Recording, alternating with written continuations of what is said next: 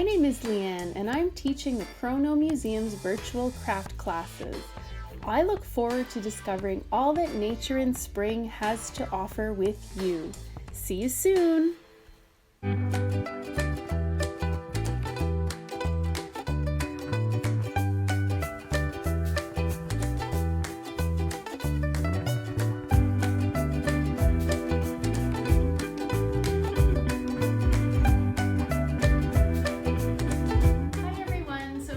Last craft class. I hope you have been enjoying these last few weeks. Today we're going to be planting basil and sunflower. So let's get started. So here's what you'll need for this week's activity. We have some seeds for sunflower and basil. We have a good rich potting soil, 2 pots, and some water. Now you'll have to separate the seeds. So these are the sunflower seeds. You can tell that they actually look like almost like the kind of seeds that you would eat in, when you eat sunflower seeds. And then these are the basil seeds. So I've separated them. Now that's quite a bit. So I'll remove some and I'll just plant a few. So let's get started. So now we'll divide this soil in 2. I have my 2 containers here. So this soil is rich in nutrients, and that will help the seed germinate in its first steps towards becoming a plant.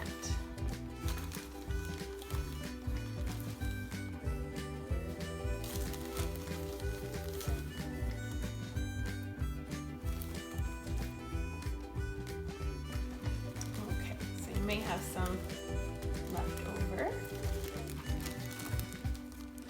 Now, I think I'll start with the basil.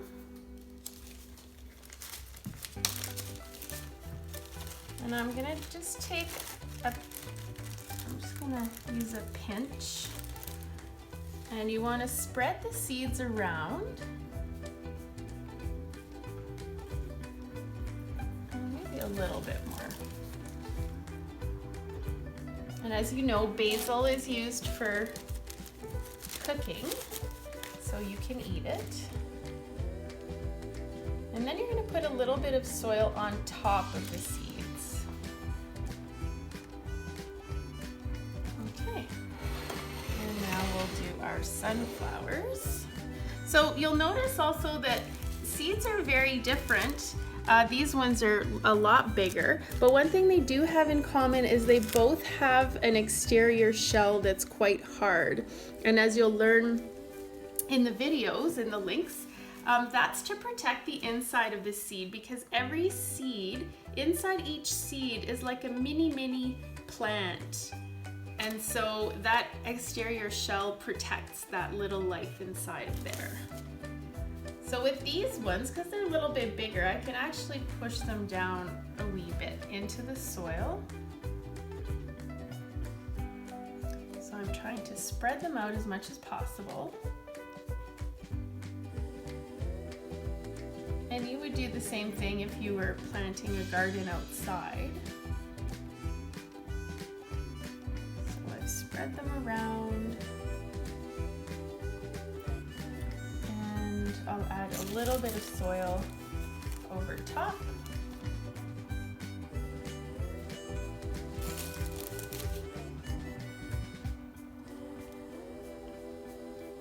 And now they need one more thing. They need water. And it's important to remember that you want to water your plants every single day in the beginning, as to get the germination started. And you also want a little pot underneath to catch the water. I'm gonna spread it out. Make sure that all the seeds get water. And then what that does, the water is going to help moisten the soil, and that way the nutrients from the soil can get through that hard shell that I was talking about earlier. Okay, And remember that you want to put these in a dark place until as they go through the germination process. So let's go find a dark place. Now in about a week, you'll notice little plants starting to form, little leaves. And what we want to do, you want to pick the strongest one. So we've planted many, but we want to only keep one. So the weaker ones, you'll just get rid of them, and then that way you'll be left with one plant. Now we've mentioned that for the first week it's in the dark, so that's for the germination process. And the plant is getting its, or the seeds is getting, they're getting their nutrients from the soil. But once those little plants begin, they need something else. So we talked about that before. It also needs sun, because then the plant is going to start to make its own nutrients using the energy of the sun. So then it's not enough just to water, we'll also need to add sun. So we'll have to find a nice sunny place for these plants. Okay, so now I've labeled my pot so I know which one is which.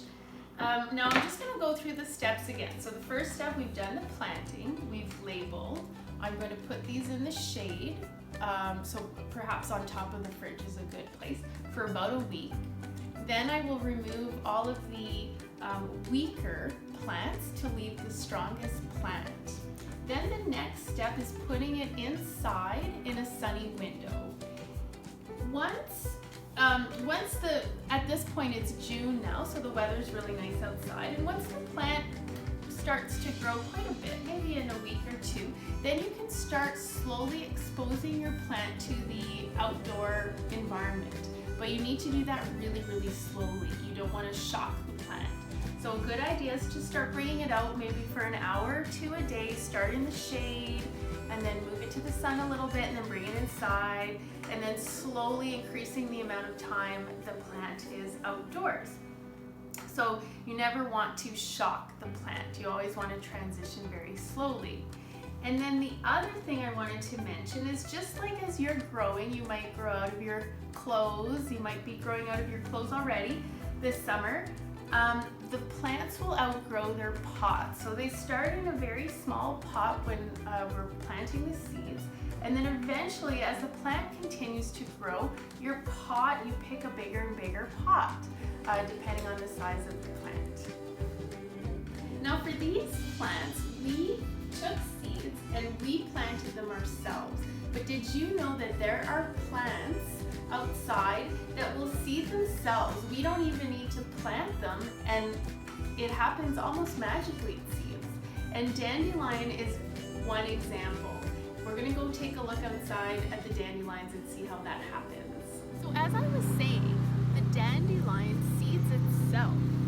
Now, as you can see, this dandelion is ready to seed. So all of these little individual, they're like little parachutes, and when they fly away, whoops, they seed themselves. And that's why you never have to plant these. They just kind of come up on their own.